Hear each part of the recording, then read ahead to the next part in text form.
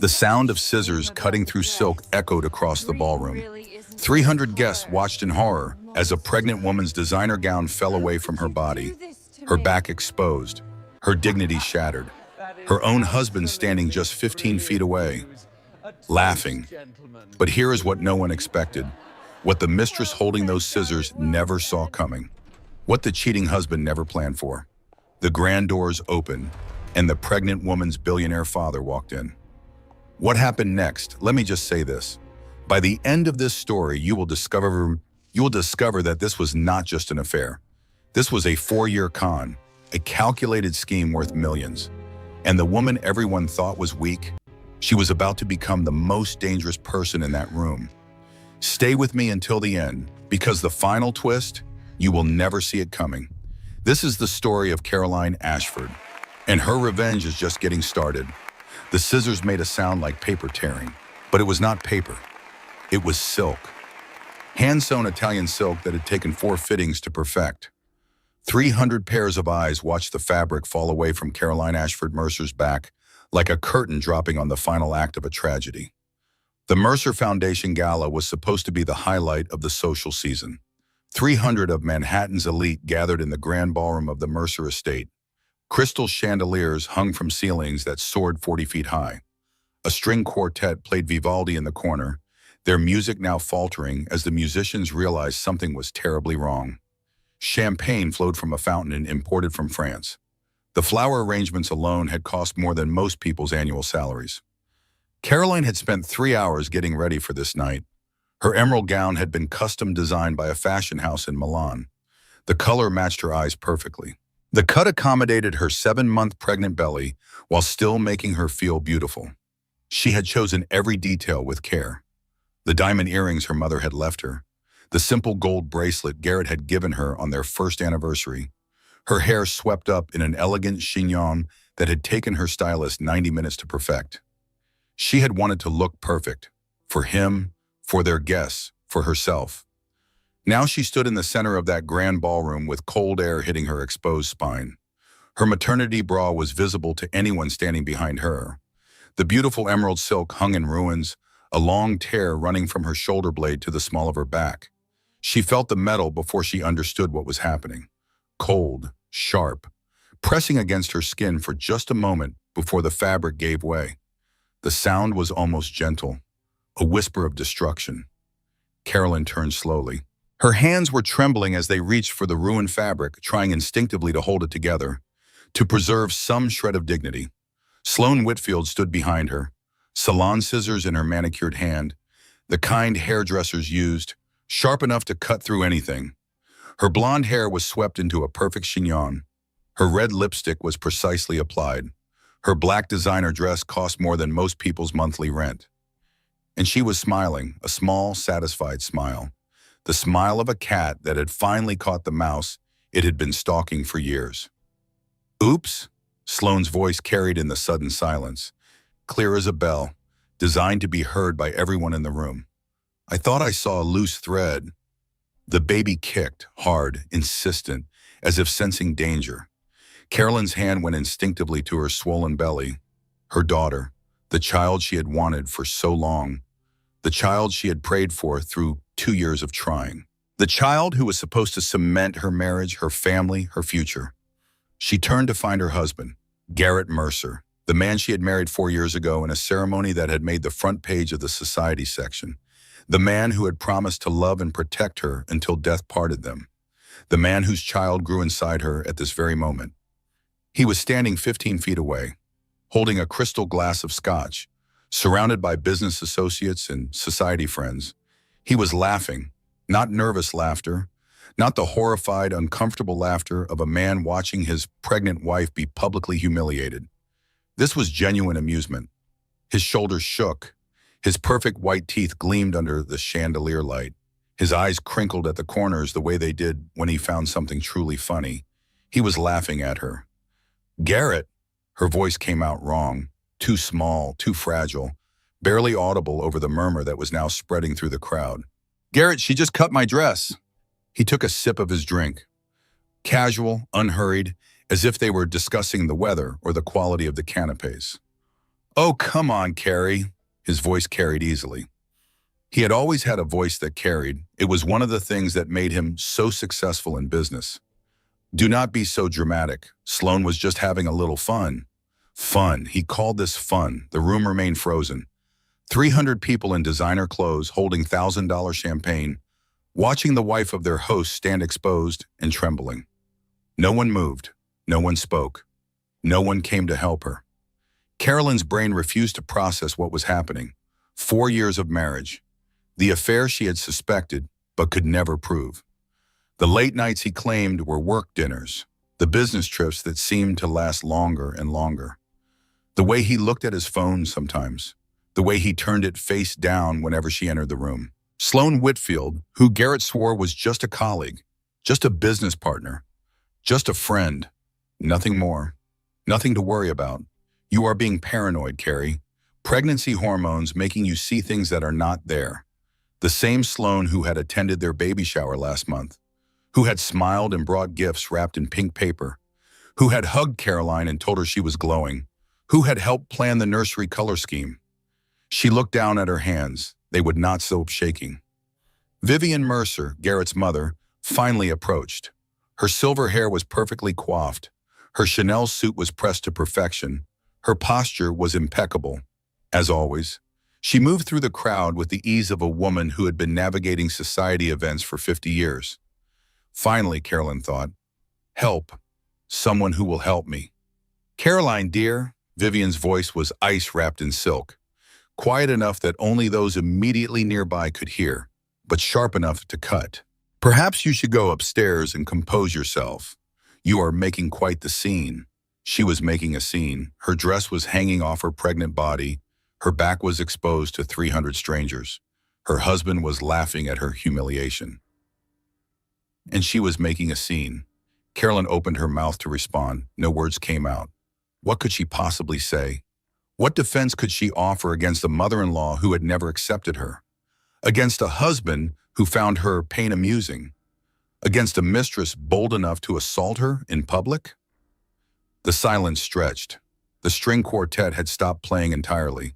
The champagne fountain bubbled on, oblivious. Somewhere in the back of the room, a phone camera clicked. Caroline wanted to disappear, to sink through the marble floor and never be seen again. To wake up and discover this was all a nightmare, a pregnancy dream, something that would fade with the morning light. But this was not a dream. This was her life, her reality, her public destruction. The grand doors at the far end of the ballroom opened.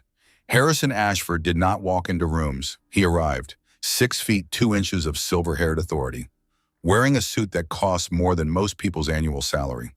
His presence commanded attention the way gravity commanded objects to fall, the way the sun commanded the earth to orbit. He was not supposed to be here.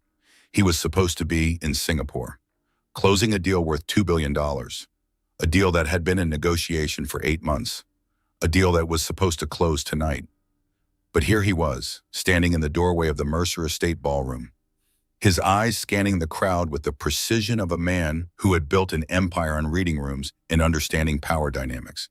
His gaze found his daughter, the ruined dress, the tears she was fighting to contain, the trembling hands pressed against her pregnant belly, the desperate attempt to hold the fabric together, to preserve some dignity. Then his eyes moved to Garrett, still holding his scotch, still standing among his friends, still smiling, then to Sloan, still holding the scissors, still wearing that satisfied smirk. Then to Vivian, standing beside Caroline with her arms crossed, not helping, not comforting, just watching. Harrison's expression did not change. His face remained perfectly neutral. His posture remained perfectly controlled. Not a single muscle moved. That was how Caroline knew. That was how everyone in that room knew something terrible was about to happen. He crossed the ballroom floor, each step deliberate, each footfall silent on the marble despite his leather-soled shoes. The crowd parted before him like water before a ship's bow. No one dared speak. No one dared breathe too loudly. No one dared stand in his path. Harrison Ashford had destroyed companies that tried to oppose him, had ended careers with a single phone call, had made and broken fortunes with the stroke of a pen. He was not a man people crossed. He reached his daughter, Without a word, he removed his jacket, cashmere and silk, custom-tailored in London, worth more than most people's cars. He draped it over Caroline's shoulders with a gentleness that contradicted the steel in his eyes. The jacket smelled like his cologne, sandalwood and cedar. The same scent he had worn since she was a little girl. The smell of safety, of protection, of home. She had not felt safe in months. "Dad," her voice cracked on the single syllable. "You were supposed to be in Singapore." "I was." He buttoned the jacket carefully, covering her exposed back, making sure she was fully protected from prying eyes. His fingers were steady. His voice was calm, measured, the voice he used in boardrooms when the stakes were highest. "I left. Something told me I needed to be here tonight." Garrett finally stopped smiling. The realization of what was happening seemed to penetrate his alcohol-glazed confidence. He set down his scotch glass on the nearest tray with a click that echoed in the silent room. "Harrison." He stepped forward, hand extended for a handshake that would never come. His voice was too loud, too hearty, the voice of a man trying desperately to regain control of a situation that had slipped away from him. "Good to see you. This is all just a misunderstanding. Sloan was just playing around and things got a little out of hand." Harrison did not take his hand, did not even glance at it, did not acknowledge the gesture at all. "Mr. Ashford." The correction was quiet, almost gentle, but the room heard it. Every single person in that ballroom heard it. "My daughter is Mrs. Mercer. You no longer have the privilege of my first name." The color drained from Garrett's face. In that moment, watching her husband realize that he had made a terrible mistake, Caroline felt something shift inside her. Not relief, not vindication, something harder, something colder. The beginning of the end. Sloan tried to slip away. She had made it halfway to the service entrance, her red-soled heels clicking against the marble, when Harrison's voice stopped her. "Miss Whitfield." He did not turn around, did not raise his voice, did not need to. His words carried with the authority of a man who was never ignored. "You will want to stay. There will be questions for you." She froze mid-step. Her face, so confident moments before, now showed the first flickers of fear. Vivian Mercer stepped forward. Her society smile was firmly in place. The smile that had graced the covers of Town and Country. The smile that had welcomed senators and celebrities to this very ballroom. The smile that concealed decades of manipulation and control. Harrison, really. Her voice carried the condescension of old money addressing new. The Mercer family had been wealthy for generations. The Ashford fortune was newer. Made, not inherited. In Vivian's world, that distinction mattered. Let us not blow this out of proportion. Young people make mistakes. I am sure Sloan did not mean any real harm. Caroline's dress can be replaced. There is no need for such dramatics. Harrison finally turned to face her. His expression remained neutral. His voice remained calm. But something in his eyes, something cold and hard and absolutely ruthless, made Vivian take a small step backward. "Vivian," he paused. "Let the silence stretch. Let everyone in the room feel the weight of what was coming. Your son is having an affair with that woman. She just physically assaulted my pregnant daughter in front of 300 witnesses." He gestured almost imperceptibly. Behind him, 3 people were holding up their phones. His people. His security detail that Caroline had not even noticed enter the room. They had been recording everything. "I have 19 of them on video already. Multiple angles, clear audio, documented evidence of assault against a pregnant woman." His voice dropped lower, but somehow carried further. "I would suggest you stop talking now." Vivian's mouth opened, closed, opened again. No words came out. Harrison turned to his daughter, his hand gentle on her arm, his voice soft enough that only she could hear. "Come with me, sweetheart. We need to talk." Caroline let him lead her out of the ballroom. 300 pairs of eyes followed their exit. 300 phones captured every moment. 300 people would be talking about this night for years to come. But Caroline did not care about any of them. She cared only about putting one foot in front of the other. About keeping her hand on her straddle where her daughter was still kicking, harder now, as if responding to her mother's distress. About breathing in the familiar scent of her father's cologne and remembering what safety felt like. She had walked into this ballroom as Caroline Ashford Mercer, wife of one of Manhattan's most eligible bachelors, pregnant with what everyone assumed was the perfect family's perfect addition. She would walk out as something else entirely. She just did not know what yet. The library smelled like leather and old money and lies. Garrett's library. Though Caroline had always thought of it as theirs, 4 years of marriage had convinced her that what was his was hers, that they were partners, that they were building a life together. She understood now how wrong she had been. Floor-to-ceiling bookshelves lined the walls. First editions that Garrett had never read. Decorations, nothing more. Status symbols bound in leather and gold. The spines were uncracked. The pages were pristine. They had been purchased by the yard, like wallpaper, to create the appearance of intellect and culture. A fireplace large enough to stand in dominated one wall. Above it hung a portrait of the Mercer family, 3 generations of wealth and privilege staring down at anyone who entered. Garrett's grandfather. Garrett's father. Garrett himself, painted just after their wedding, looking distinguished and successful and utterly trustworthy. Burgundy walls surrounded her. They had seemed warm when she first saw this room. Inviting, the color of wine and romance and old-world elegance. Now they seemed oppressive. Closing in, the color of dried blood. Harrison closed the door behind them. The click of the latch sounded final, like a door closing on her old life. Carolyn sank into one of the leather chairs. Her father's jacket was still wrapped around her shoulders. The ruined dress pulled around her swollen ankles. Her hands would not stop shaking no matter how hard she pressed them together. The baby kicked again, gentler now, as if trying to comfort her. "How long have you known?" The words came out before she could stop them, before she could prepare herself for the answer. Harrison did not pretend to misunderstand. He never did. That was one of the things she loved about her father. His directness, his honesty, his refusal to hide behind comfortable lies. He sat across from her in the matching leather chair. His posture was perfect, as always. His expression was carefully controlled. But his eyes, when they met hers, held a sadness she had rarely seen. 3 months. 3 months.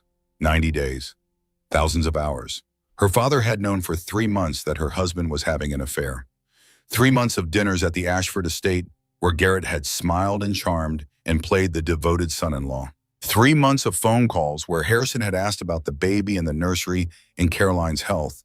3 months of Sunday brunches where they had all sat together pretending to be a happy family. He had never said a word. "Why did you not tell me?" Harrison leaned forward. His elbows rested on his knees, a posture she had seen 1,000 times in boardrooms and negotiations. Never before directed at her. This was how he sat when delivering difficult news, when explaining hard truths. "Because you were not ready to hear it." His voice was gentle but firm. "And because I needed to know everything first. The full scope, the complete picture. I needed to understand exactly what we were dealing with before I brought it to you." "What we were dealing with? You make it sound like a business problem." "In many ways it is." Harrison held up a hand before she could protest. "I do not mean to diminish what you are feeling. But Garrett approached this marriage like a business venture, a hostile acquisition. If we are going to defeat him, we need to understand that." "Defeat him?" Carolyn shook her head. "I just found out my husband is cheating on me. I am not ready to talk about defeating anyone." "You will be." Harrison reached into the inside pocket of his vest, removed a small flash drive, set it on the table between them. "Because the affair is only the beginning." Carolyn stared at the flash drive. Such a small thing. Black plastic, metal connector, no bigger than her thumb. It looked innocuous, ordinary. The kind of thing you might use to transfer vacation photos or work documents.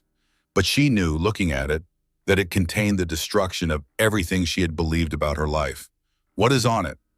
Evidence, documentation, 4 years of lies compiled into one convenient package. Harrison did not look away from her eyes. "The affair started 2 months after your wedding. Sloane was not his first. She will not be his last. She is simply the most ambitious, the most calculated." Carolyn felt her stomach lurch. 2 months after the wedding, she had still been glowing from the honeymoon, still finding love notes he had hidden in her luggage, still believing that she had found her fairy tale ending. But that is not the worst part, Harrison continued. She looked up sharply. What could possibly be worse than learning my entire marriage was a lie? Learning why it was a lie. Harrison stood, walked to the window. His back was to her, but she could see his reflection in the glass. His jaw was tight, his hands were clasped behind his back.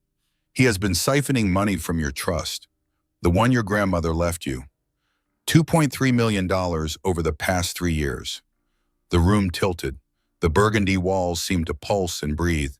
Carolyn gripped the arms of the chair so hard her knuckles went white. $2.3 million. Her grandmother's money.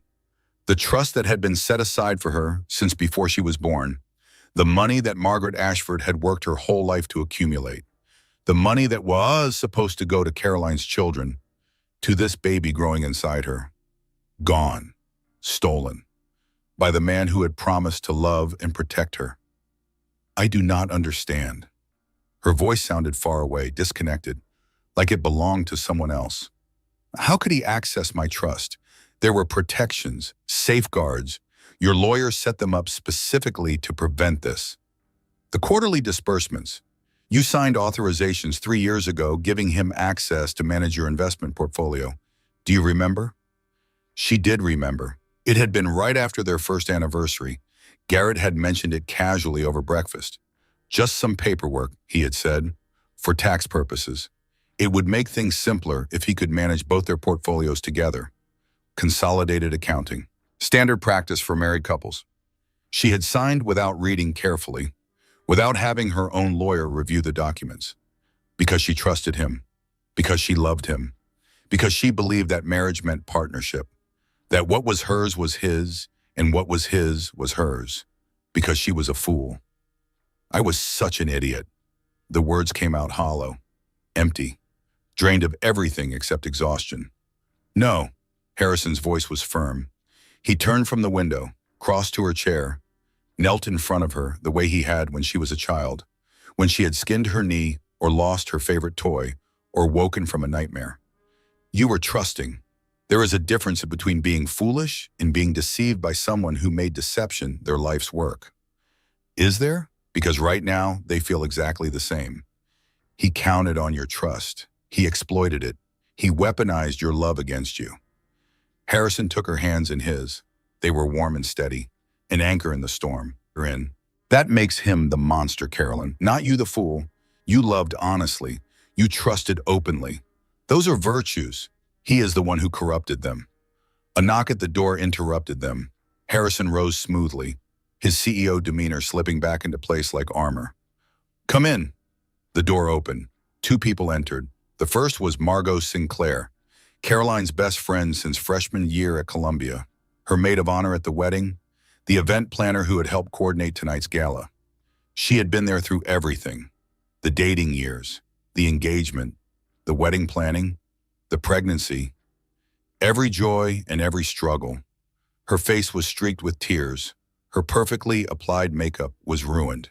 Her designer dress was wrinkled where she had been clutching it in distress. The second was Theodore Ashford, Teddy, Caroline's younger brother by 3 years. He worked in the family business, learning the ropes from their father. He had his mother's eyes and his father's temperament. Stubborn, loyal, quick to anger when someone he loved was threatened. His hands were clenched into fists. His jaw was tight. He looked like he wanted to put those fists through a wall or through Garrett's face. Carrie, Margot rushed forward, dropped to her knees beside the chair, took Caroline's hands in hers. God, Carrie, I am so sorry. I should have said something. I should have told you what I saw. Caroline looked down at her friend. What did you see? 2 months ago, at the Hampton house, I stopped by to drop off fabric samples for the nursery curtains. You were supposed to be there, remember? But your doctor's appointment ran late. Carolyn remembered. The 20-week ultrasound, the one where they had confirmed the baby was a girl. She had been so excited to rush home and tell Garrett. Had called him from the car. He had not answered. I saw them, Margot's voice broke. Garrett and Sloane. Through the window of the pool house. They did not see me. They were too occupied. The word hung in the air. Occupied. Such a clinical term for such a devastating reality. I told myself I was wrong, Margot continued. I told myself there had to be an explanation, that I misunderstood what I was seeing, that there was no way Garrett would do that to you. She looked up. Her eyes were swimming with guilt and tears. I was a coward, Carrie. I should have told you immediately.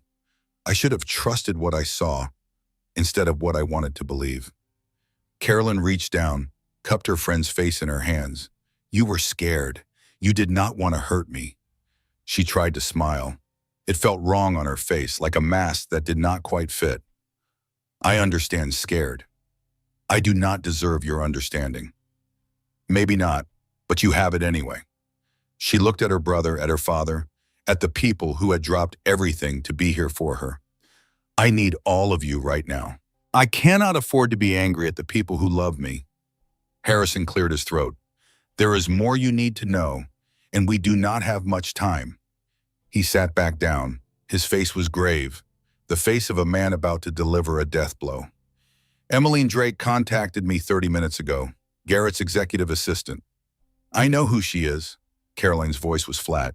She schedules his business dinners, books his travel, manages his calendar. She also manages his secrets. She has been complicit in the affair for years, but tonight something changed. What changed? She grew a conscience. Harrigan pulled out his phone, scrolled to a recording. After everyone left the gala, Garrett and Sloane thought they were alone. They went to his study. The door was not closed all the way. Emmeline was still there. She recorded this. He pressed play. Garrett's voice filled the room, slurred slightly from alcohol, but clear enough to understand. That was perfect, baby. Did you see her face? She looked like a deer in headlights. Sloane's voice, cool, satisfied. I told you it would work. She needed to be reminded of her place. The old man showing up was not part of the plan. It does not matter. The divorce filing is ready, Monday morning, before she even knows what hit her. And the custody angle? Solid. I have been documenting her anxiety attacks for months. The therapy sessions, the mood swings. Any judge will see she is emotionally unstable, unfit to care for a child. What about her father? What about him? She signed the postnup last month. If Harrison tries to interfere, she forfeits everything, including custody. The recording ended. The room was silent. Carolyn felt like she had been punched in the stomach. The air would not come. Her lungs would not work. The world had narrowed to a single point of white-hot pain. He was going to take her baby. He was going to file for divorce, claim she was unstable, use her own struggles against her. Take her daughter and give her to Sloane, and she had signed away her rights, except, I did not sign it. The words came out as a whisper. Everyone looked at her. The post-nuptial agreement. Garrett kept asking me to sign it, said it was for estate planning, but something kept stopping me. I meant to sign it. I picked up the pen 3 times, but I never did. Harrison's expression shifted, a glimmer of hope in his eyes. You are certain? I am certain. I kept putting it off. Pregnancy brain, I told myself. I would do it next week. Next week never came. Teddy let out a breath. Thank God. That changes everything. Harrison was already pulling out his phone. Without that agreement, he has no leverage, no way to block our interference, and no special claim to custody. What do we do now? Carolyn asked. Harrison looked at her. His eyes were hard, determined. The eyes of a man who had built an empire from nothing and would burn it all down to protect his daughter. Now we file first, tonight, before he even wakes up tomorrow morning. Is that possible? It is Saturday night. I have people, Caroline. I always have people. He was already dialing. Pack what you need, only the essentials. Everything else can be replaced. We leave in 20 minutes. Where are we going? Harrison paused at the door, looked back at his daughter, at her ruined dress and her tear-stained face and the protective hand pressed against her belly. Home, he said simply. You are coming home, sweetheart, where you should have been all along. The memories came unbidden. Carolyn sat in the back of her father's town car as it wound through Manhattan's empty streets. The city was quiet at this hour, past midnight. The theaters had closed. The restaurants had emptied. Only the dedicated partygoers and the lonely insomniacs remained. Margot sat beside her, silent, supportive, her hand resting on Caroline's arm in a gesture of comfort that required no words. Harrison was into the front seat, phone pressed to his ear, voice low and urgent, making calls to lawyers and judges and people whose names Caroline did not recognize, pulling strings, calling in favors, preparing for war.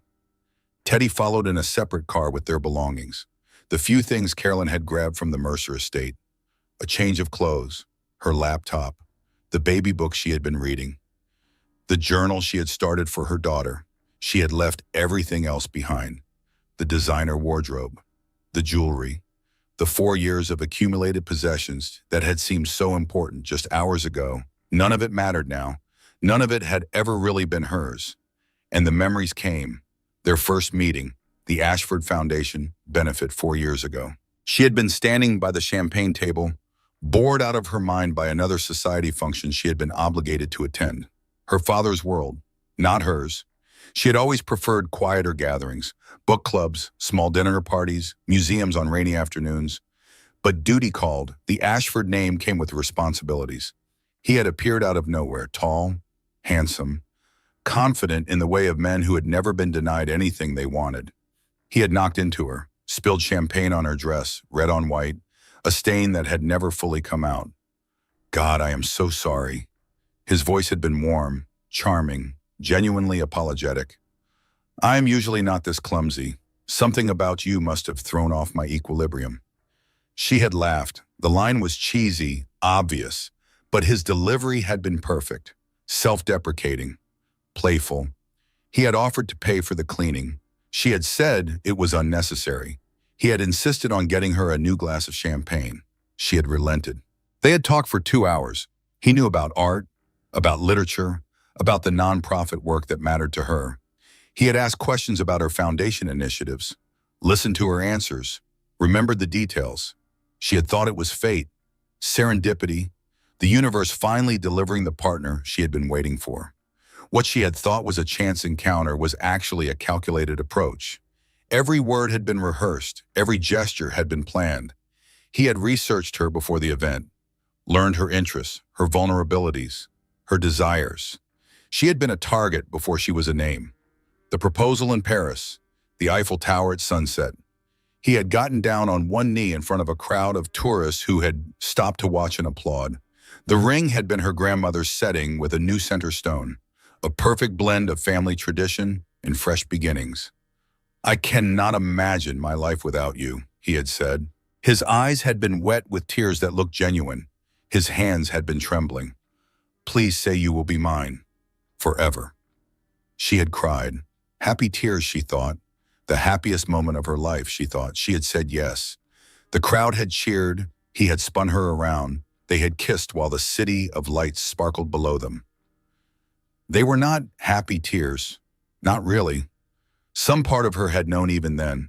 Some instinct she had silenced because she wanted so badly to believe. Their wedding day, the white dress her mother had helped her choose just months before she passed. The flowers arranged in the exact style her mother had described in her wedding planning journals from 30 years ago. 400 guests, a 12-piece orchestra, coverage in every major society publication. Her father walking her down the aisle, his eyes wet, his grip on her arm tight. Had he known something even then? Had he suspected? Garrett's vows. His voice had cracked when he promised to protect her, to cherish her, to love her until death parted them. Everyone had cried. "What a beautiful couple," they had said. "What a perfect match, a millionaire and a billionaire's daughter, a fairy tale come to life." Fairy tales, Carolyn now understood, were just lies dressed in white. She had been sleeping next to a stranger for 4 years, sharing her bed, sharing her body, sharing her most intimate thoughts and fears and dreams. And he had been laughing at her the whole time. "Carrie," Margot's voice pulled her back to the present. "We are here." The car had stopped in front of the Ashford estate, the house where Caroline had grown up. Red brick and white columns, manicured lawns and ancient oak trees, a home that had seen generations of Ashfords live and love and grow. She had left this house at 18, certain she was ready to build her own life, certain she did not need her father's protection or her family's name, certain she could make her own way in the world. She had not been back to stay since her wedding. The front door opened before she could reach it. Mrs. Patterson stood in the doorway, the housekeeper who had been with the family for 30 years. White hair pulled back in a neat bun, kind eyes behind practical glasses. The same woman who had made Caroline chicken soup when she was sick, who had let her sneak cookies before dinner, who had held her when her mother died. Miss Caroline, Mrs. Patterson's voice was warm, welcoming. She stepped forward and pulled Caroline into a gentle hug, careful of the pregnant belly between them. Your room is ready, fresh sheets, fresh flowers, just the way you like it. Miss Carolyn, not Mrs. Mercer. Already they were erasing him from her identity, reclaiming her. Her childhood bedroom was exactly as she remembered. Pale blue walls she had chosen when she was 12. White furniture that had seemed so sophisticated when she was a teenager. The window seat where she had spent countless hours reading. The view of her mother's rose garden. But tonight, the familiar surroundings offered no comfort. Caroline sat on the edge of the bed, still wearing her father's jacket over the ruined gown. Her feet ached. Her back ached. Her heart ached most of all.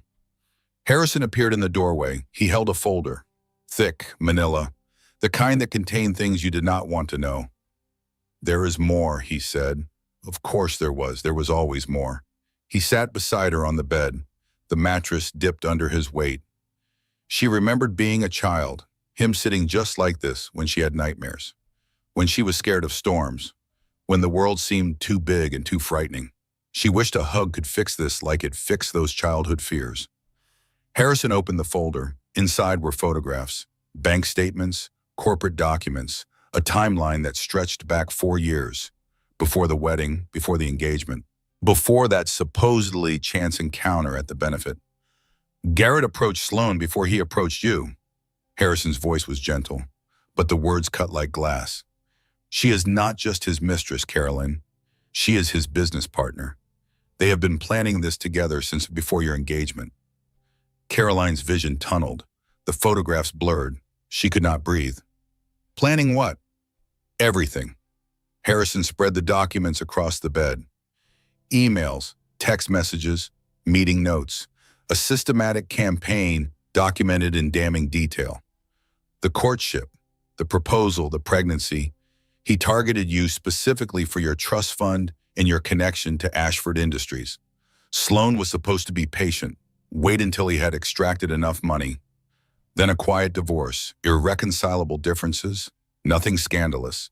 She would step in after a suitable mourning period. They would share everything he had stolen. But the baby, Carolyn's hand went to her belly. Her daughter kicked, as if responding to the mention of her existence. The baby was not supposed to happen. No, well, Harrison's eyes were sad. The baby was not in their plan. Your getting pregnant complicated things. Changed the timeline. Made the extraction more difficult. He paused, seemed to struggle with what came next. Sloan got impatient, jealous. That is why she snapped tonight. You were supposed to be temporary, Caroline. A stepping stone, a bank account with legs. You were never supposed to give him an heir. Never supposed to create a permanent connection. The room tilted. The walls closed in. The blue paint seemed to pulse and breathe. Everything. Her entire marriage. From the moment she met him to this very night, every kiss, every whisper, every time he said, I love you, and she believed him. All of it was a con, a carefully orchestrated scheme to steal her money and her dignity and her future. She had been a target before she was a wife, a mark before she was a mother. I need a minute. Her voice did not sound like her own. Please, I just need a minute alone, Faye. Harrison nodded, squeezed her shoulder, left the folder on the bed. Caroline sat in silence. The documents spread around her. The evidence of her husband's betrayal laid out in black and white. She thought about all the signs she had missed. The late nights he claimed were work. The conference that required overnight stays. The phone calls he took in the other room.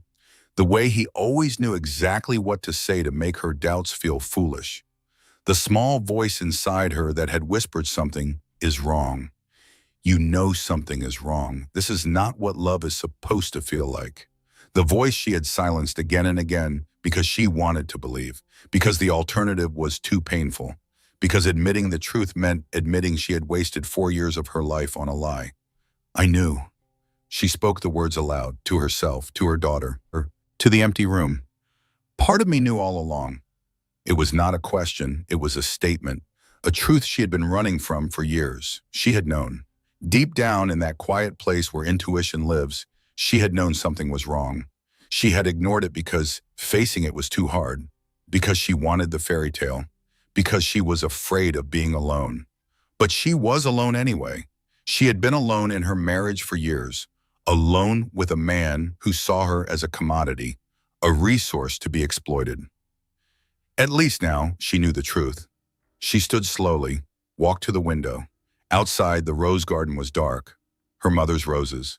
The ones Eleanor Ashford had planted 30 years ago, the ones that still bloomed every summer despite neglect and storms and harsh winters. Her mother had died 8 years ago.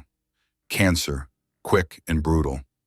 Carolyn had held her hand at the end, had promised to make her proud, to live a good life, to find happiness. "I am sorry, Mom," she whispered to the glass, to her reflection, to whatever remained of her mother in this house. "I am sorry I let him fool me. I am sorry I did not listen to my gut. I am sorry I wasted so much time." But even as she apologized, something else stirred inside her, something harder, something fiercer, something that had been dormant for years, buried under layers of politeness and accommodation. Anger. Not at herself for being deceived, not anymore. That anger would come later, she knew, would need to be processed and released. This anger was different. This anger was directed outward, at Garrett for his calculated cruelty, at Sloane for her vicious satisfaction, at everyone who had known and said nothing. The anger felt good, clean, like fire burning away dead wood, like a fever breaking. She turned from the window, looked at the folder on the bed, all that evidence, all those lies documented in black and white. Garrett thought he had won. He thought she would crumble under the weight of his betrayal, fall apart, make it easy for him to take everything. He did not know her at all. He had married a mask, a performance, the version of Caroline that smiled and nodded and never questioned, the version that trusted too easily and forgave too quickly, the version that had been trained since childhood to be pleasant and accommodating and never make waves. That version was dead now, killed on the ballroom floor of the Mercer estate. What rose in its place was something new, something forged in humiliation and betrayal and the cold light of truth, something dangerous. Caroline picked up the folder, settled back against the headboard, began to read every document, study every photograph, absorb every damning piece of evidence. By the time the sun rose, she would know everything. And then she would begin to plan. The call came at 2:17 in the morning. Caroline was still awake, still reading, still cataloging every lie and manipulation. Her eyes burned from hours of focusing on small print. Her back ached from sitting in the same position too long. The baby had finally settled, perhaps sensing her mother needed quiet to concentrate. But Caroline could not stop, would not stop. Every document revealed new depths to Garrett's deception. Every email showed how carefully he had planned her destruction. Every piece of evidence added fuel to the fire burning in her chest. Her phone buzzed, unknown number. She almost ignored it, almost let it go to voicemail. No one she wanted to talk to would call from an unknown number at 2 in the morning. But something made her answer, intuition, curiosity, the same instinct that had made her leave the post-nuptial agreement unsigned. "Hello? Mrs. Mercer?" A woman's voice, familiar somehow, nervous. "Please do not hang up. This is Emmeline Drake. I need to tell you something important." Emmeline Drake, Garrett's executive assistant for 7 years. The woman who scheduled his business dinners, who booked his hotels, who kept his calendar meticulously organized, who had smiled at Caroline at company events while helping her husband conduct his affair. "Why should I listen to anything you have to say?" Caroline's voice was ice, cold and sharp and unforgiving. "You helped him. You knew what he was doing. You made reservations and booked flights and kept his secrets." "I know." Emmeline's voice shook. And I hate myself for it. I have hated myself for years. But I did not know everything.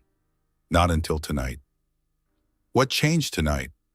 After everyone left the gala, Garrett and Sloane thought they were alone. They went to his study to celebrate. The door was not closed all the way. I was still there, finishing the cleanup coordination with the catering staff. I heard them talking. Caroline's grip tightened on the phone. My father played me a recording. There is more. Things that recording did not capture. Emmeline took a shaky breath. After your father played what he had, I went back. Listened longer. They talked for almost an hour, planning, strategizing, making sure their story was straight. Tell me.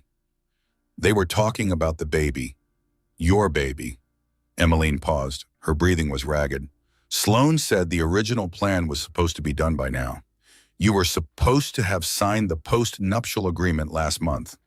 Without it, she said, things get complicated. The post-nuptial agreement. Caroline's blood ran cold, remembering how close she had come to signing it. How many times she had picked up the pen. How Garrett had kept bringing it up, casually, persistently. What was in that agreement? Everything, Emmeline's voice dropped. I pulled the file after they left. I have administrative access to all his legal documents. Full custody to Garrett in case of divorce. Complete waiver of your trust protections. A clause that forfeits your parental rights if your father interferes in Garrett's business affairs. And something else, something about your mother. Carolyn sat up straight. My mother? I do not understand all of it, but there was a provision about certain letters, old correspondence, something that would become public if you or your father tried to contest the terms. Letters, old correspondence, about her mother. What letters? What are you talking about? I do not know the details, but Sloane was very confident. She said even if you did not sign the agreement, she had insurance. Things that would destroy your family's reputation if they ever came to light. A chill ran down Caroline's spine. Her mother had been gone for 8 years. What secrets could she possibly have left behind? Why are you telling me this, Caroline asked. After everything you helped him do, why come to me now? Emmeline was quiet for a long moment. When she spoke again, her voice was raw with emotion. I have a daughter. She is 12. Her name is Sophie. She is smart and trusting, and she sees the best in everyone, just like I used to. Another pause. Someday she might fall in love with someone like Garrett Mercer, someone charming and handsome and completely hollow inside, someone who knows exactly what to say to make her doubt herself. Carolyn closed her eyes. She knew that feeling intimately. If that ever happens to Sophie, Emmeline continued, I hope someone is brave enough to warn her. The way I should have warned you years ago. The way I was too cowardly to do until it was almost too late. You could lose everything by telling me this. Your reputation. Garrett could come after you. I know, but I cannot live with myself anymore. I cannot look at my daughter and pretend to be a good person while helping bad people do bad things. Emmeline's voice strengthened. I have copies of everything, emails, documents, recordings. I am prepared to testify if it comes to that. Why should I trust you? You should not. You have no reason to trust anyone right now. Emmeline took a breath. But I can prove what I am saying. I am going to send you a file. Everything I have. You can verify it independently. Have your father's lawyers review it. If I am lying, you will know. And if you are telling the truth, then you will have the ammunition you need to destroy him. A pause. The way he was planning to destroy you. The line went dead. Carolyn sat motionless, the phone still pressed to her ear. Then she stood, walked to her father's study, knocked on the door even though she knew he would be awake. Come in. Harrison was behind his desk, laptop open, phone within reach, papers spread across the surface. He looked like he had not slept, because he had not. Neither had she. I just got a call, Caroline said, from Emmeline Drake. She told him everything, the conversation, the warnings, the promise of documents, the mention of her mother. As she spoke, Harrison's face went gray. She had never seen her father look old before.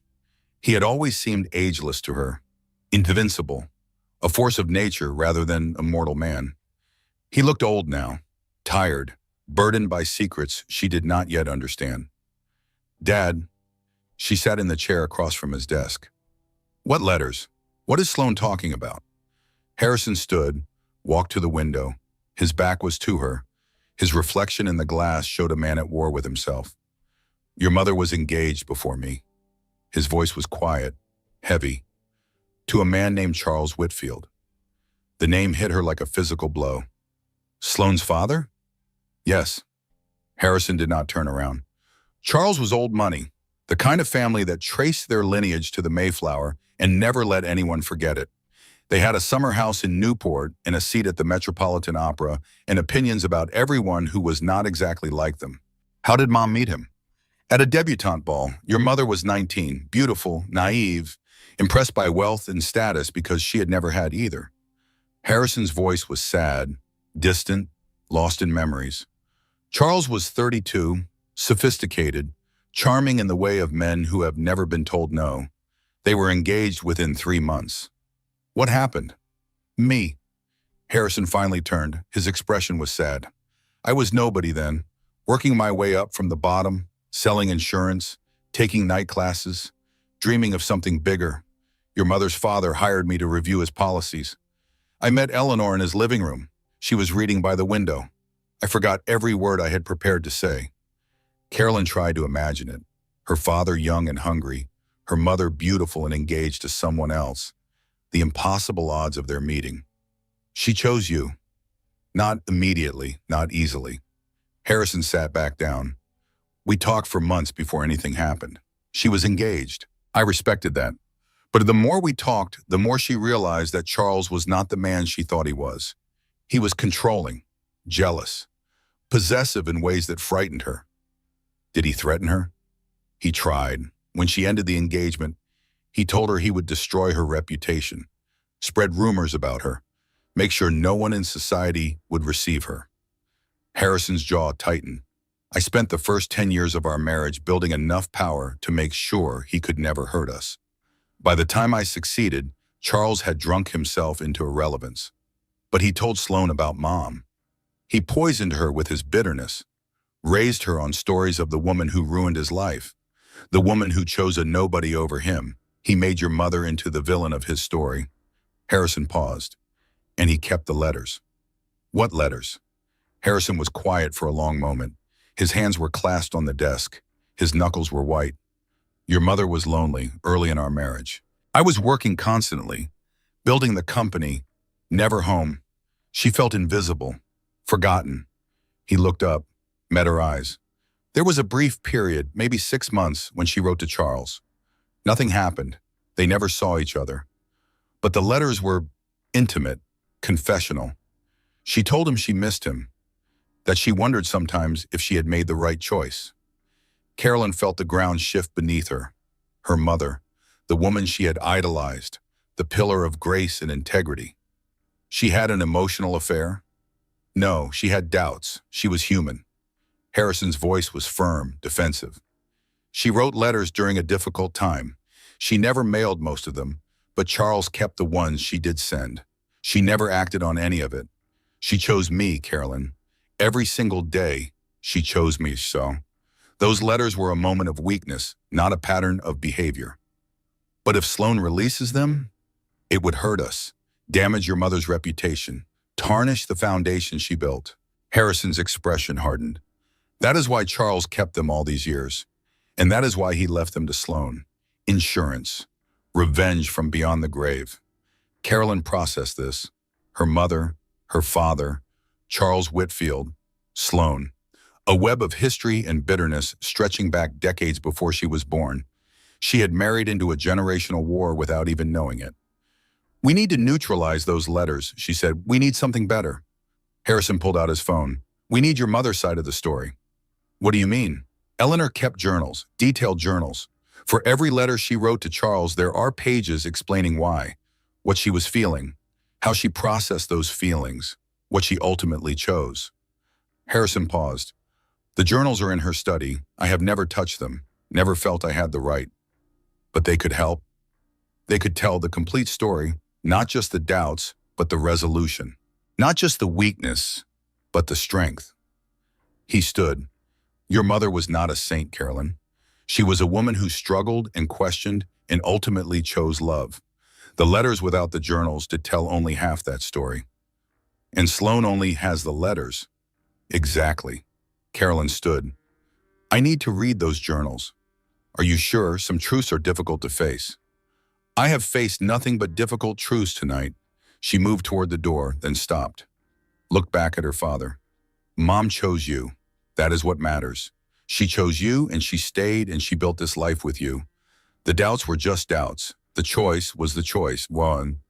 Harrison's eyes glistened. When did you become so wise? Tonight. She managed a small smile. Tonight I became a lot of things. By sunrise, Carolyn had filed for divorce in a different county with a different judge, before Garrett's alarm clock even went off. By noon, she had frozen 3 accounts and initiated forensic audits of 6 more. The paper trail Garrett had tried to hide was unraveling thread by thread. By dinner, she had ensured that Garrett Mercer would never underestimate her again. The war room assembled in Harrison's library, a mahogany table that had seen decades of negotiations and deals spread with documents and laptops and the detritus of legal warfare. Carolyn sat at the head of the table, Margot on her right, Teddy on her left, Harrison at the far end, commanding the room even when silent. Leonard Cross, her father's attorney for 20 years, sat across from her, silver-haired and sharp-eyed. He had won cases worth billions, had brought down corporations and protected fortunes, had never lost when it mattered. Here is where we stand. Leonard's voice was precise, measured, the voice of a man who dealt in facts, not emotions. We have evidence of fraud, embezzlement, conspiracy, breach of fiduciary duty. The recordings Emmeline provided are admissible. The financial trail is documented in excruciating detail. What about custody? Carolyn asked. Her hands rested on her belly. The baby was active today, kicking and rolling, responding perhaps to her mother's adrenaline. We filed first. That gives us jurisdiction. The judge assigned is Elizabeth Warren, not the senator, a family court judge with 30 years on the bench. She has a reputation for seeing through manipulation and protecting children's interests above all else. Garrett will fight. Let him. Leonard almost smiled. He has no leverage. The post-nuptial agreement he was counting on was never signed. The documentation of Caroline's supposed instability was clearly manufactured. His own assistant is prepared to testify against him. Teddy cracked his knuckles. What about Sloan? Multiple charges are possible. Assault with conspiracy to commit fraud. Wire fraud, theft by deception. Leonard shuffled papers. Her attorney called this morning, seeking a meeting to discuss options. Already? Margot raised her eyebrows. That was fast. She knows she is exposed. The emails Harrison obtained, the recordings, the financial documents. She was smart enough to realize the ship is sinking. What is she offering? Caroline asked. Full cooperation, testimony against Garrett, documentation of their planning and communication, in exchange for reduced charges and no prison time. Carolyn considered this. Sloane's face in the ballroom, the scissors in her hand, the smile as she cut through silk and dignity. No deal, not yet. Caroline's voice was firm. I want her to understand exactly how much trouble she is in before we discuss any accommodation. Leonard nodded. That can be arranged. Harrison spoke for the first time. What about the letters, the leverage she claims to have? We address that separately. Leonard pulled out a different folder. Caroline has been reading her mother's journals. We can construct a narrative that contextualizes those letters within Eleanor's complete emotional journey. Doubt followed by recommitment. Question followed by answer. It becomes a story of a woman who faced temptation and chose love. Will that be enough? Sloan can release those letters anytime she wants. But if we release the journal simultaneously, the story changes. It is no longer a scandal. It is a love story. Your mother was human, struggled with doubt, and chose your father anyway. Leonard looked at Caroline. The question is whether you are willing to make that story public. Caroline had thought about little else for the past hours. Her mother's private thoughts, her struggles, her moments of weakness. Eleanor Ashford had been a pillar of society, A philanthropist, a devoted wife and mother. Her reputation was spotless. Her legacy was the foundation she had built and the lives she had touched. Did Caroline have the right to expose her humanity? To show the world that even saints had doubts? Mom would want me to survive. The words came slowly. She would want me to protect her granddaughter. If releasing those journals is what it takes, she would understand. Harrison's expression was complicated. Pride and grief and love all tangled together. Your mother loved you more than her reputation, he said. She would burn down her own legacy to keep you safe. Then that is what we do. Carolyn straightened in her chair. We prepare a preemptive release, the letters and the journals together, the complete story. We take away Sloane's leverage by making it public on our own terms. Leonard made notes. I will have the communications team draft a strategy. We can frame it as a story of authentic love, very on brand for the current moment. A knock at the door interrupted them. Mrs. Patterson entered with a silver tray. Tea and sandwiches, and the concerned expression of someone who knew her charges were not eating enough. Mr. Mercer is at the gate, she said. Security is holding him. He is quite insistent. Carolyn smiled. Her first genuine smile in what felt like years. Let him wait. She turned back to the table, back to the documents, back to the careful dismantling of the man who had tried to destroy her. Leonard, walk me through the prenuptial agreement again. Gladly. He pulled out a thick document, its pages marked with colored tabs. This was drafted before your wedding by our legal team. Garrett's attorneys tried to negotiate changes. Your father refused. What does it say about infidelity? Leonard's smile widened, the smile of a shark who has spotted blood in the water. Full recovery clause. In the event of proven infidelity, the unfaithful spouse is not only entitled to nothing, but is liable for the return of any marital assets they misappropriated. Additionally, any children of the marriage remain in the primary custody of the wrong party unless that party is deemed unfit by an independent psychiatric evaluation conducted by a court-appointed professional. Independent evaluation. Carolyn nodded. Not Garrett's hired doctors. Exactly. And there is more. The prenup includes a liquidated damages provision for breach of marital fidelity. $1 million per proven instance of infidelity. Teddy let out a low whistle. How many instances do we have documented? At minimum, 17, over 3 years. Leonard was practically glowing. That is $17 million in damages, plus the $2.3 million he stole from the trust, plus interest, plus legal fees. His net worth is what? Margot asked. Approximately $11 million. After satisfying the prenup obligations and the theft recovery, he will be left with perhaps $1 million, maybe less, depending on how the criminal charges proceed. Carolyn sat back, let the information wash over her. 3 days ago, she had been decorating a nursery, choosing between yellow and green for the curtains, debating names with a husband who had pretended to care, planning a future that had never existed. Now she was orchestrating that man's complete financial destruction. She should feel something. Guilt, perhaps, or satisfaction, or grief for the life she had thought she was building. Instead, she felt empty, hollowed out, like the shell of a person going through the motions while something fundamental rebuilt itself inside. The anger was still there, banked like coals waiting for fuel. But the overwhelming emotion right now was exhaustion and determination, and a fierce protective love for the daughter who would never know the man who had helped create her. What do you want to do about Garrett? Leonard asked. He is still at the gate. Carolyn considered. She could make him wait for hours, days. Let him stew in uncertainty while she consolidated her position. But there was value in confrontation, in looking him in the eye and showing him exactly who she had become. Let him in. She stood, smoothed her clothes. She was not wearing a designer gown today, just simple black pants and a cream sweater. No makeup, no jewelry, no armor except her own resolve. I think it is time my husband and I had a conversation. Garrett looked smaller somehow. The transformation was startling. Just 48 hours ago, he had stood in the ballroom of his estate, laughing at his pregnant wife's humiliation. Confident, cruel, untouchable. Now he stood in the foyer of the Ashford estate, flanked by security guards who had confiscated his phone and his dignity at the gate. His tailored suit was wrinkled. His usually perfect hair was disheveled. Dark circles under his eyes suggested he had not slept. Good, Carolyn thought. Neither had she.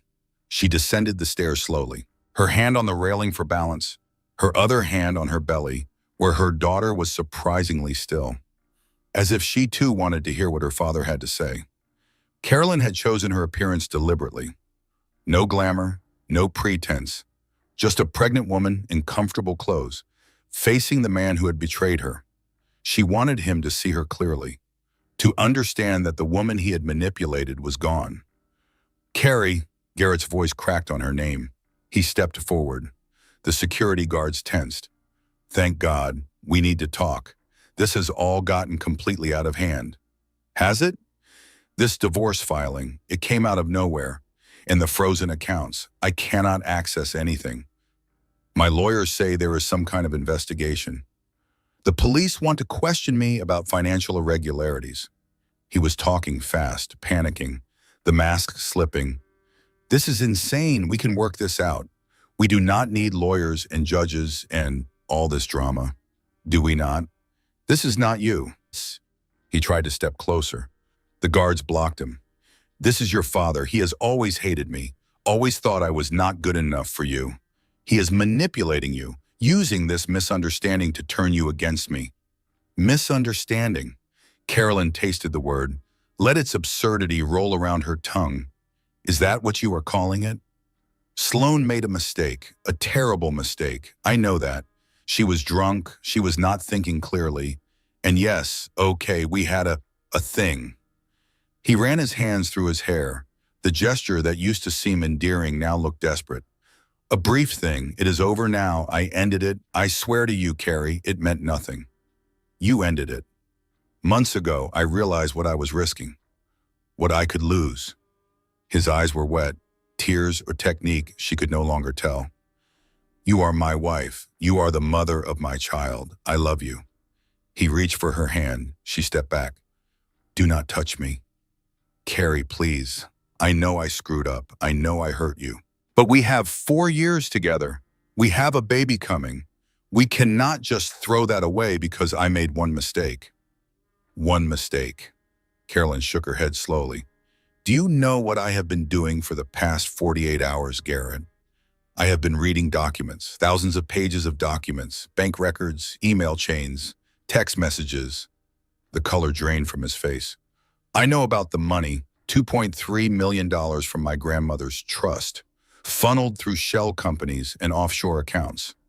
I can explain that. It was just temporary. Business investments that did not pan out. I was going to pay it back. I know about the post-nuptial agreement, the one you tried to trick me into signing, the one that would have given you custody of our daughter and immunity from my father's interference.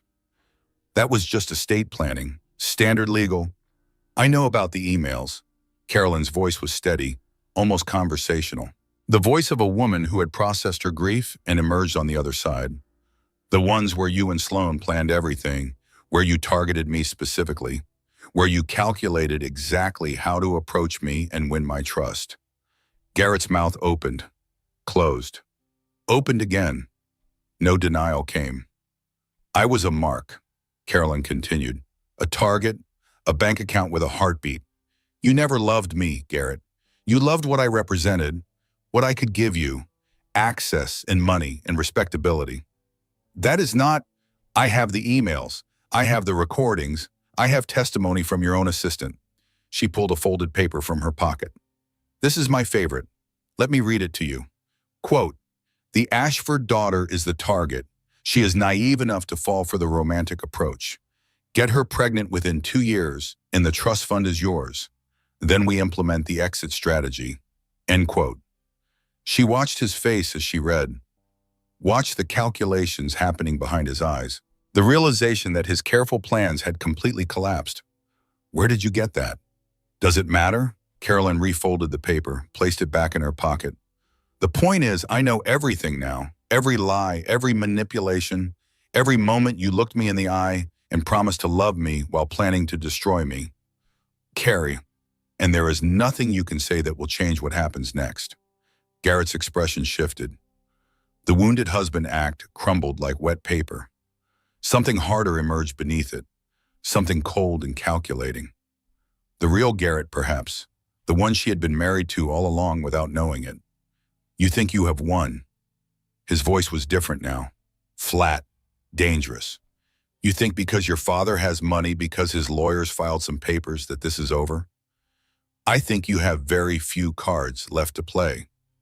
Sloan has insurance, things that would destroy your precious family legacy. His smile was cruel, twisted. Your mother was not the saint everyone thinks she was. We have letters, proof that Eleanor Ashford was planning to leave your father, to run off with another man. How do you think society will react to that? How do you think it will affect your family's precious foundation? I know about the letters. He blinked. The cruelty flickered. You know, my mother was engaged to Charles Whitfield before she met my father. She had doubts after they married. She wrote letters during a difficult time. Carolyn shrugged. She was human. She struggled. What matters is what she chose. Those letters prove she was a fraud, that your whole family's image is a lie. No, they prove she was a person, complex, uncertain, like everyone else. Carolyn reached into her other pocket, pulled out a small leather journal. This is one of my mother's journals, one of dozens. Do you want to know what she wrote on the same day she sent one of those letters to Charles? Garrett said nothing, but his eyes were fixed on the journal. I will tell you anyway. Carolyn opened to a marked page. May 4th, 1991. I wrote to Charles again today. I know I should not, but I am so lonely. Harrison works constantly. I barely see him. Sometimes I wonder if I made a mistake. She turned the page. But then I look at my daughter, Caroline. She smiled at me today, a real smile, and I knew I did not make a mistake. I made the only choice I could live with. Charles represents the past, a version of me that no longer exists.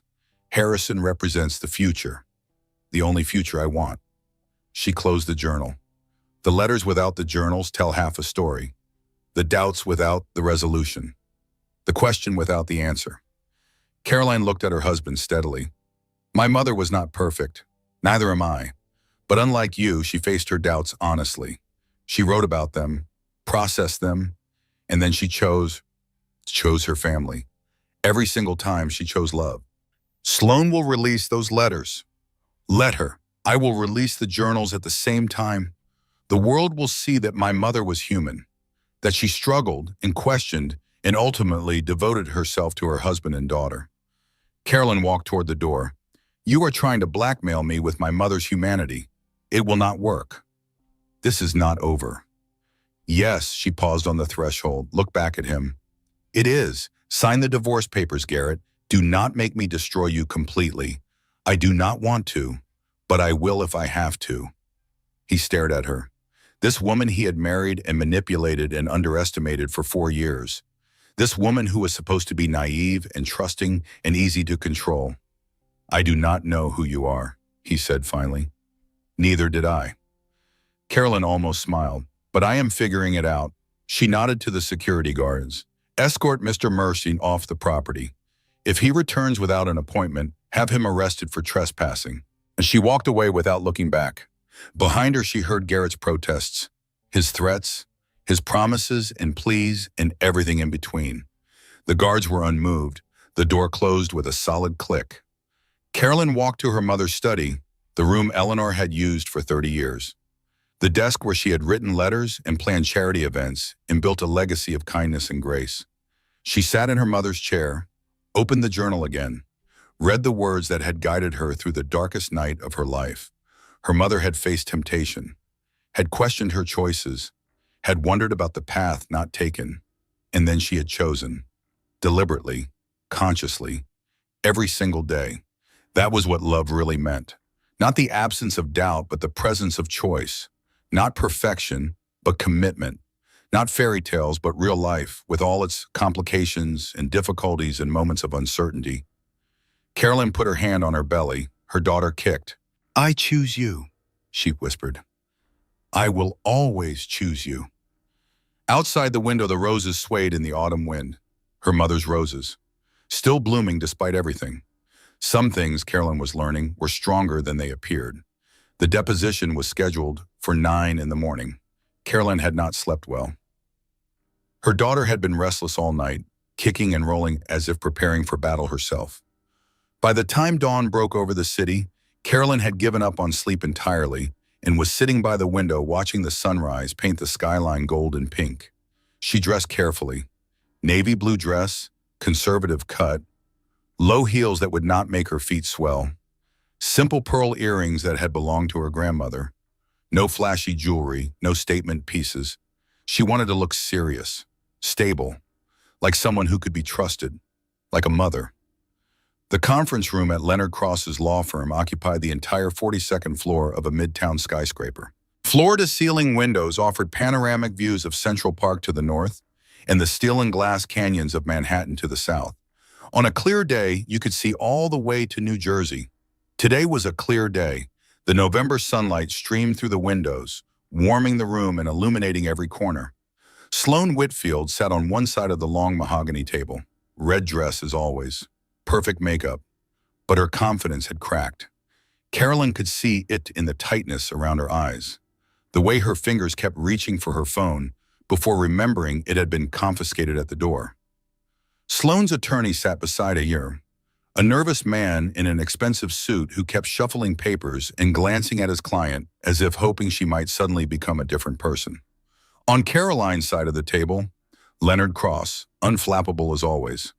2 associate attorneys loaded with documentation. A forensic accountant who had spent the past week tracing every dollar Garrett and Sloane had moved. And Caroline herself, hands folded on the table, watching, waiting. "Let us begin," Leonard said. His voice was pleasant, almost friendly, the voice of a man who knew he had already won and was simply going through the formalities. "Miss Whitfield, thank you for agreeing to this deposition." "I did not have much choice." Sloane's voice was sharp, defensive. "No, you did not." Leonard slid a document across the table. "Can you identify this for the record?" Sloane glanced at her attorney, who nodded reluctantly. She looked at the paper. "It appears to be an email. An email you sent to Garrett Mercer 4 years ago, before he met my client, before the supposed chance encounter at the Ashford Foundation benefit." Leonard paused for effect. "Shall I read the relevant passage aloud?" "I can read it myself." "Please do, for the record." Sloane's jaw tightened, but she read. Her voice was flat, emotionless. "The Ashford daughter is the target. She is naive enough to fall for the romantic approach. Get her pregnant within 2 years, and the trust fund is yours. Then we implement the exit strategy. I have already identified 3 potential ways to access her accounts. We just need time and patience." Silence filled the room. Caroline watched Sloane's face, watched the mask she wore, thinner now but still present, wondering what went through a person's mind when confronted with the evidence of their own cruelty. "That email was sent from your work computer," Leonard continued, "time-stamped and IP verified. We have independent forensic analysis confirming its authenticity." He pulled out another document. "And we have 16 more just like it. Would you like to go through them one by one?" The deposition stretched into its 2nd hour, then its 3rd. Leonard was methodical, patient. He built his case brick by brick, document by document. Bank transfers that traced the stolen money through shell companies. Hotel receipts from trysts that Sloane had thought were secret. Text messages discussing how to handle Caroline once the baby was born. Each piece of evidence stripped away another layer of Sloane's composure. But the killing blow came from someone unexpected. The conference room door opened. Emmeline Drake walked in. She wore a simple navy suit. Her hair was pulled back in a practical ponytail. Her expression was calm, but Caroline noticed her hands were trembling slightly at her sides. "I apologize for the interruption," Emmeline said. Her voice was steady despite the trembling. "But I believe I have testimony relevant to these proceedings." Sloane went pale. "You cannot do this. You work for Garrett. You signed a confidentiality agreement." "I resigned this morning." Emmeline took a seat at the table. "And my confidentiality agreement does not cover criminal activity." She placed a hard drive on the table. "This contains 3 years of communications between Garrett Mercer and Sloane Whitfield. calendar entries showing their meetings, financial records documenting the money transfers, and recordings. Recordings? Leonard leaned forward with interest. Garrett had a habit of leaving his phone in his office during certain activities. He did not know I had remote access to his device. Emmeline's expression was carefully neutral. I have recordings of multiple conversations between him and Miss Whitfield, discussing their plans, their timeline, their strategy for dealing with Mrs. Mercer after the divorce. Sloane's attorney leaned over, whispered urgently. Sloane shook her head, whispered back. Her hands were shaking now, visibly. We need a recess, the attorney said. Of course, Weisfam. Leonard gathered his papers, still smiling. Take all the time you need. In the hallway, Caroline found Emmeline standing by the window, looking out at the city spread below them. Her reflection in the glass showed a woman who had made a difficult choice and was trying to find peace with it. Why did you really do it? Caroline asked. You had a good a stable life. You could have stayed silent and no one would have known. Emmeline was quiet for a long moment. Her eyes stayed fixed on the horizon. My mother stayed silent once, she said finally. When my father was doing something wrong, she knew. She could have stopped it, but she chose security over integrity. She chose comfort over courage. She turned to face Caroline. It destroyed her eventually. Not the secret itself, but the knowledge that she could have done the right thing and chose not to. She spent the last years of her life drowning in guilt. Emmeline's voice was steady. I do not want to be her. I do not want to teach my daughter that silence is acceptable when you witness injustice. So this is about your daughter. Everything is about our daughters. Emmeline almost smiled. Everything we do, every choice we make. We are building the world they will inherit, teaching them what kind of people to be. Caroline thought about that, about the daughter growing inside her, about the kind of world she wanted to create for that child. Thank you, she said, for having the courage I did not have. You had courage, Emmeline shook her head. You just did not know it yet.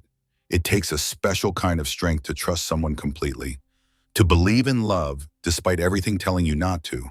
You were not weak, Mrs. Mercer. You were hopeful. There is a difference. The conference room door opened. Sloane's attorney emerged. My client is prepared to discuss terms. Leonard appeared beside Caroline.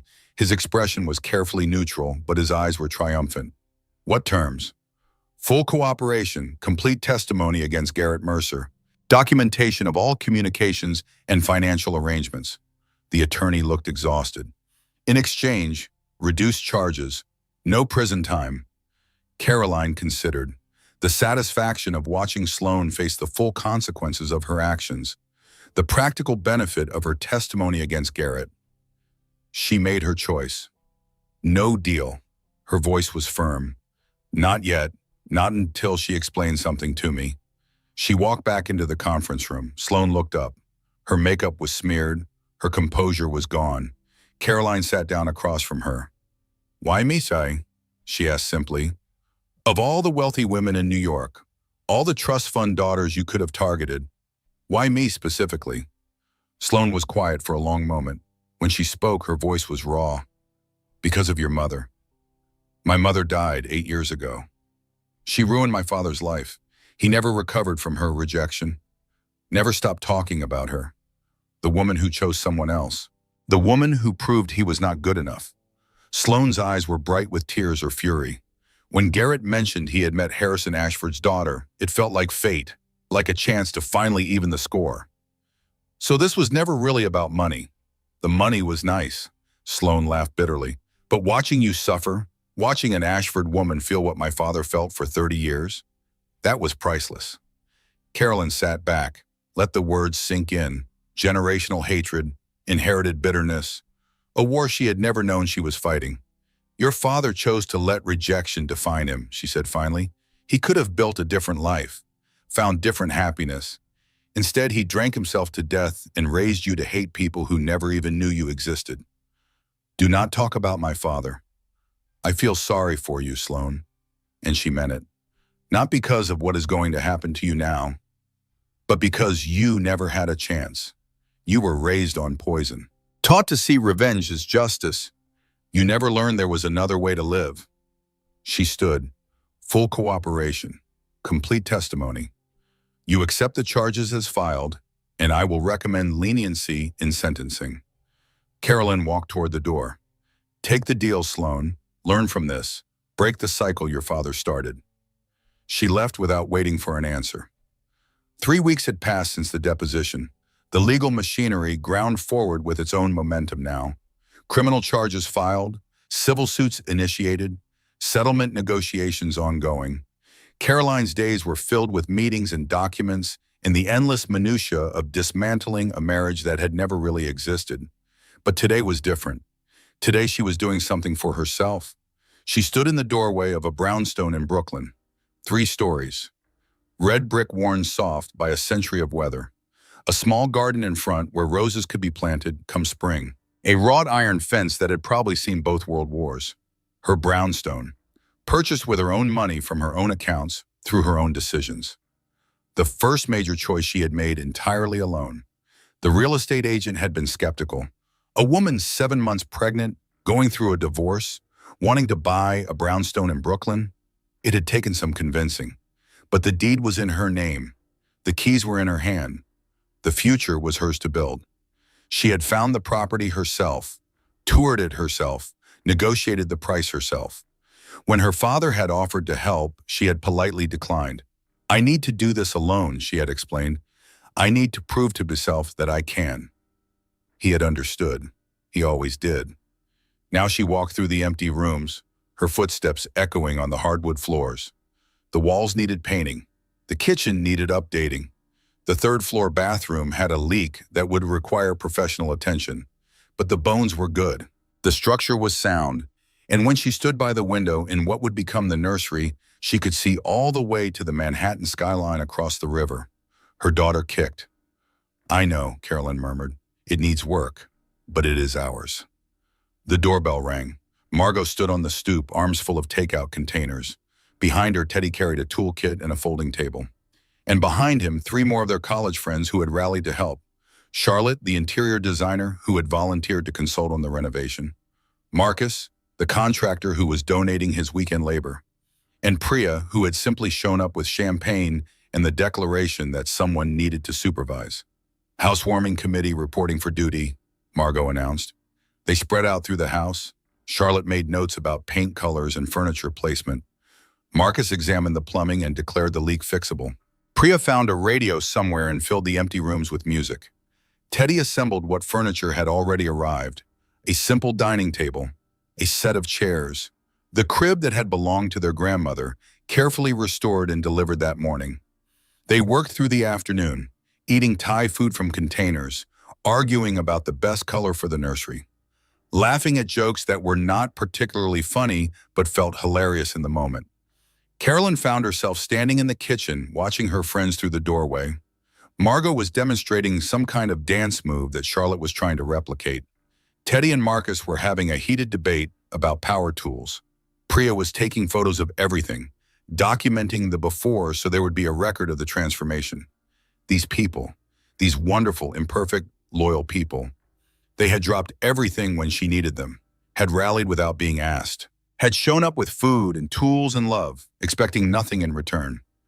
This was what family really meant, not the lies Garrett had told her, not the fantasy she had tried to build with him, but this, people who showed up, people who stayed.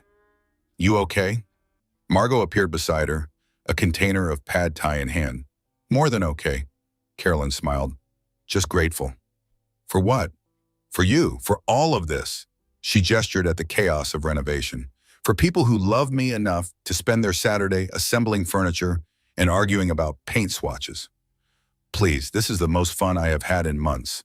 Margot bumped her shoulder gently. Watching you discover who you really are? Best show in town. Who I really am? The woman who stands up, who fights back, who buys brownstones in Brooklyn and builds her own future. Margot's eyes were bright. That woman was always in there, Carrie. She just got lost for a while. Carolyn thought about that as the afternoon faded into evening. The woman she had been before Garrett. The woman she had become during her marriage. The woman she was becoming now. Were they different people? Or different versions of the same person? Later, after everyone had gone and the house was quiet, Caroline sat alone in what would become her living room. A single lamp cast warm light across the empty space. The baby was finally still, perhaps lulled by the day's activity. She pulled out her mother's journal, the one she had been reading every night since the divorce filing. Learning about the woman Eleanor had been before she became a wife, a mother, a society pillar. She turned to an entry she had bookmarked. September 3rd, 1995. Carolyn started school today, first grade. She was so nervous she would not eat breakfast. But when I dropped her off, she squared her shoulders and walked into that building like she owned it. So brave, so determined. Oh, I wonder sometimes who she will become, what choices she will make, what person will emerge from this fierce, stubborn, beautiful child. Whoever she becomes, I hope she knows that she is enough, that she does not need anyone else to complete her, that her worth is not measured by the people who love her, but by the person she chooses to be. Carolyn closed the journal and wiped her eyes. Her mother had seen something in her even then, a strength that Caroline herself had forgotten existed, a capability that had been buried under years of trying to be what others wanted. She was finding it again now, piece by piece, day by day. I am enough, she whispered to the empty room. I was always enough. The baby kicked in agreement. Her daughter was born at 3:47 in the morning on a Tuesday in December. 8 pounds, 2 ounces, brown eyes that seemed to see everything.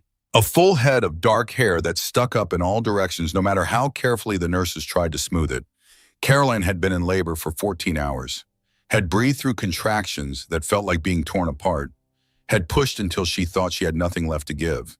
And then, suddenly, miraculously, a cry, her daughter's first breath, the most beautiful sound she had ever heard.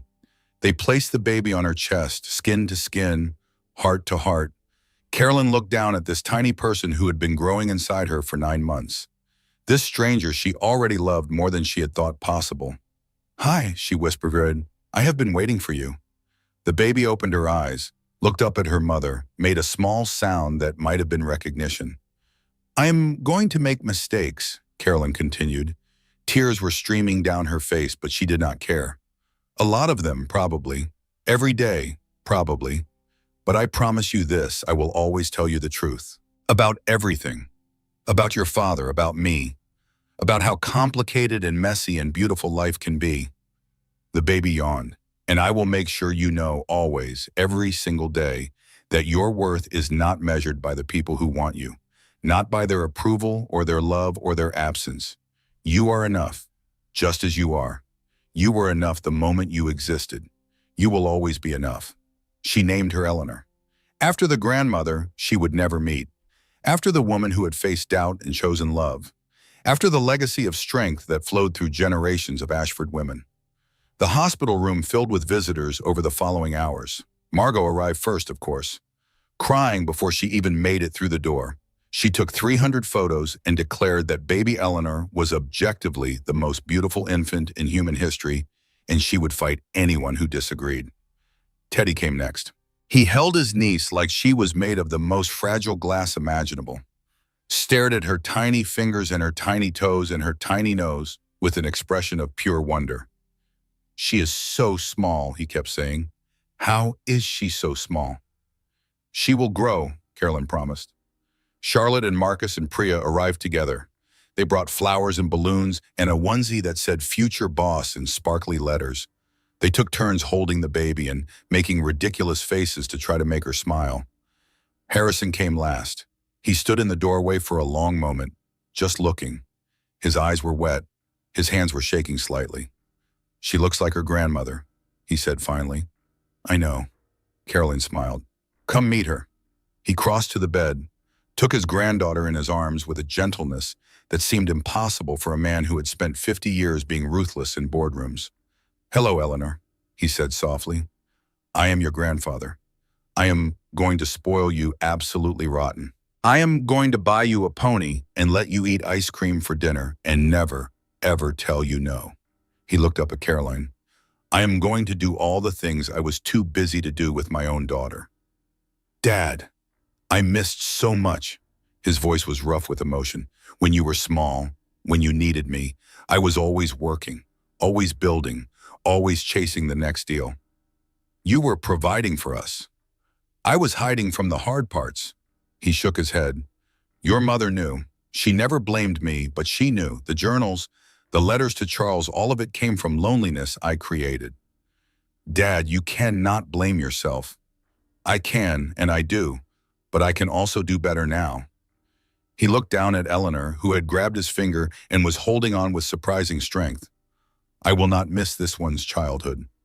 I will be here, present, available, for both of you. Carolyn reached out, took her father's hand. We are going to be okay, she said. All three of us, we are going to be okay. 3 months later, Carolyn stood in the doorway of her Brooklyn brownstone with Eleanor in her arms. The renovation was complete. The walls were painted soft cream and sage green, and the palest pink in the nursery. The kitchen had been updated with modern appliances while keeping the original cabinets. The leak in the third-floor bathroom was fixed. It was a home now. Their home. Margot had helped choose the furniture. Teddy had hung all the art. Charlotte had sourced vintage pieces that gave each room character. Marcus had installed built-in bookshelves in what Caroline called the library, even though it was really just a small room off the living room. Her mother's journals filled one shelf. Her own books filled another. And a collection of children's books, already growing, waited for the day when Eleanor would be old enough to enjoy them. First day in our new home, Caroline said to her daughter. What do you think? Eleanor gurgled. It might have been approval. Caroline carried her through each room, showing her the nursery where she would sleep, the kitchen where they would cook together someday, the garden bare now in winter but waiting for spring, and the roses Caroline planned to plant. Her mother's roses, different cuttings from the same plants that grew at the Ashford estate, a living connection to the grandmother Eleanor would never know. This is where we live now, Caroline said. Just you and me, and anyone we choose to let in. The doorbell rang. She opened it to find a delivery person holding an enormous arrangement of flowers, pink and white, with a silver balloon shaped like a star. The card read, Welcome home, both of you. Love always, Dad. Caroline smiled, brought the flowers inside, set them on the kitchen table that had been her grandmother's, brought over from storage. 3 generations of Ashford women represented in one small kitchen. Margaret's table, Eleanor's roses, waiting to be planted, and baby Eleanor, newest link in the chain. Some things Caroline was learning were stronger than they appeared. 1 year later, the grand ballroom of the Ashford Foundation headquarters gleamed under the light of 1,000 candles. 200 people filled the seats arranged in elegant rows. Donors and activists and journalists and friends, all gathered to celebrate both an anniversary and a new beginning. Caroline stood backstage, adjusting her dress, navy blue, simple cut, elegant but not ostentatious. Her daughter's favorite color, though at 1 year old, Eleanor's color preferences changed daily depending on what toy was closest. You are going to be amazing. Margot appeared beside her, baby Eleanor on her hip. The toddler was dressed in a tiny version of her mother's dress, complete with sparkly shoes that she kept trying to remove. I am going to throw up, Caroline said. You are not. You are going to walk out there and tell your story and inspire every single person in that room. Margot bounced Eleanor gently. And then we are going to eat cake and drink champagne and celebrate how far you have come. How far I have come. Caroline shook her head. 1 year ago, I was standing in a different ballroom, watching my life fall apart. 1 year ago, your life started. Margot's voice was firm. Everything before that was just rehearsal. The music shifted. Caroline's cue. She took her daughter from Margot, settled Eleanor on her hip, and walked onto the stage. The applause started immediately, 200 people rising to their feet, clapping, cheering, some of them crying. Caroline made her way to the podium, adjusted the microphone with her free hand, looked out at the faces before her. Harrison sat in the front row, beaming with pride. Beside him was Mrs. Patterson, who had insisted on attending despite claiming she never went to fancy events. Teddy was there with his new girlfriend, a law student who was already arguing constitutional theory with Leonard Cross. Charlotte and Marcus and Priya were taking photos for Instagram. And in the back, standing quietly by the door, was Emmeline Drake. She had started her own consulting firm, just as she had planned. Caroline had been her first investor. Thank you all for being here tonight. Caroline's voice was steady, strong. the voice of a woman who had found herself in the wreckage of everything she thought she wanted. Eleanor grabbed for the microphone. The audience laughed. Carolyn gently redirected her daughter's attention to the sparkly shoes, which were suddenly fascinating again. 1 year ago, I stood in a different ballroom, wearing a different dress, surrounded by different people. I thought I knew who I was. I thought I knew what my life would be. I was wrong about almost everything. She paused. Let the words settle. My mother, Eleanor Ashford, started this foundation 30 years ago. She believed in second chances, in the capacity of people to change and grow and become better versions of themselves. She also believed in protection, in creating safety for those who needed it. Carolyn looked at her daughter, at this perfect, innocent person who had no idea what her mother had survived to bring her into the world. Tonight, I am proud to announce the expansion of the Eleanor Ashford Foundation. We are launching a new initiative, financial education and protection for women entering marriage. Applause rippled through the room. This program will provide legal consultations for women reviewing prenuptial and postnuptial agreements, financial literacy workshops for couples preparing to merge their lives, and most importantly, a confidential helpline for anyone who suspects they may be experiencing financial abuse in their relationship. She thought about all the signs she had missed, the documents she had signed without reading, the trust she had placed in someone who did not deserve it. I used to think my story was a tragedy, she continued, a fairy tale that turned into a horror movie. I spent months being angry, at myself for being deceived, at him for being the deceiver, at the world for letting it happen. Eleanor squirmed. Carolyn adjusted her grip. But I have learned something this past year. My story is not a tragedy. It is a transformation. A woman who thought she needed someone else to complete her discovering that she was complete all along. A woman who thought love meant losing herself, learning that real love means finding herself. She looked out at the audience, at all these people who had gathered to support her, to celebrate with her. There are no fairy tales, not really. There are just people doing their best, making mistakes, and hopefully learning from them. There are just choices made every day that determine who we become. Usi, she looked at her daughter. I am going to teach my daughter that she does not need a prince. She does not need a castle. She does not need anyone else's approval or permission or protection. She needs herself and a really good lawyer. Laughter mixed with applause. She also needs community, family, friends who will show up when everything falls apart, people who will assemble furniture and bring takeout and listen to her cry and never once suggest that her pain is too much trouble. Carolyn's eyes found Margot in the crowd, then Teddy, then her father. That is what real support looks like. Not one person who promises to complete you, but many people who help you complete yourself. Eleanor finally succeeded in removing one sparkly shoe. She held it up triumphantly. The audience laughed. I want to thank everyone who helped me this past year. My father, who knew when to fight and when to let me fight for myself. My friends, who never let me give up. And my daughter, who arrived in the middle of the hardest period of my life and somehow made everything make sense. She looked at Eleanor, this tiny person, this reason for everything. I am not the woman I was a year ago. I am not the woman I will be a year from now. But right now, in this moment, I know who I am. I am Caroline Ashford, mother, daughter, survivor, and I am just getting started. The applause was thunderous. 200 people on their feet, cheering, celebrating. Carolyn walked off stage with her daughter in her arms and her head held high. After the event, she walked through her mother's rose garden. It was spring now. The roses were starting to bloom, white climbing roses along the eastern wall, just like her mother had planted 30 years ago. The cuttings Carolyn had planted at the Brooklyn brownstone were taking root too. By summer, there would be roses in both places. Eleanor was drowsy in her arms, fighting sleep the way she always did. The party had been too exciting. Too many new faces. Too much stimulation. Carolyn sat on the bench where her mother used to sit with her morning tea. The same bench where she had sat 1 year ago, broken and terrified, wondering if she would survive. She had survived. More than survived, she had transformed. I did it, Mom, she whispered to the roses. to the stars, to whatever part of her mother might still be listening. I found my way back to myself.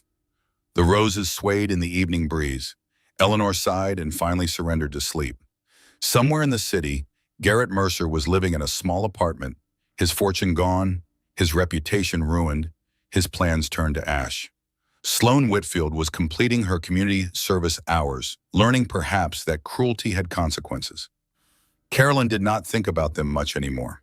They had taken up too much space in her mind for too long. She had reclaimed that space for better things, for her daughter, for her foundation, for the life she was building one choice at a time. She looked down at Eleanor, sleeping peacefully, unaware of everything that had happened before she was born, unaware of the pain and betrayal and the long journey to this moment. "I love you," Carolyn whispered, "more than I knew was possible, more than I can ever explain." The baby stirred slightly, smiled in her sleep. Carolyn thought about all the things she would tell her daughter someday, about her grandmother Eleanor, who faced doubt and chose love, about the foundation and its work helping women find their strength, about the night at the gala when everything fell apart and started to come together. She would tell her about the pain and the healing and the incredible strength that comes from surviving something you thought would destroy you. She would tell her that a trust, once broken, is slow to rebuild, that love, when real, is worth waiting for. That family is not just blood, but the people who show up when everything goes wrong. And she would tell her that fairy tales are lies, but real life can be better. Because real life has depth, complexity, heartbreak, and triumph, and everything in between. Real life has this moment, a mother and daughter, a garden in bloom, a future full of possibility. Real life is not a fairy tale. Real life is better. The stars came out one by one over the garden. The roses released their fragrance into the evening air. And Caroline Ashford sat with her daughter in her arms, finally at peace, finally home, finally free. She stood slowly, careful not to wake the baby, walked back toward the house where her father waited with a champagne and love and all the support she could ever need. Behind her, the roses nodded in the breeze, her mother's legacy still growing, still blooming, still beautiful. Some stories end with happily ever after. This one ended with something better. With a woman who had found herself, with a child who would be raised to know her worth, with a future written not in fairy tale promises but in real choices made every day. Caroline Ashford walked into her new life with her daughter in her arms and her head held high, and she never looked back. And that is Caroline's story, a woman who lost everything and found herself in the wreckage. If this story touched your heart, if you felt her pain and cheered for her victory, do me a small favor. Hit that like button. It only takes a second, but it helps this channel more than you know. Drop a comment below. Tell me what you would have done in Caroline's situation. I read every single one, and if you have not subscribed yet, join our family. We share stories like this every week. Stories of strength, stories of survival, stories of women who refuse to stay down. Until next time, stay strong and never let anyone dim your light.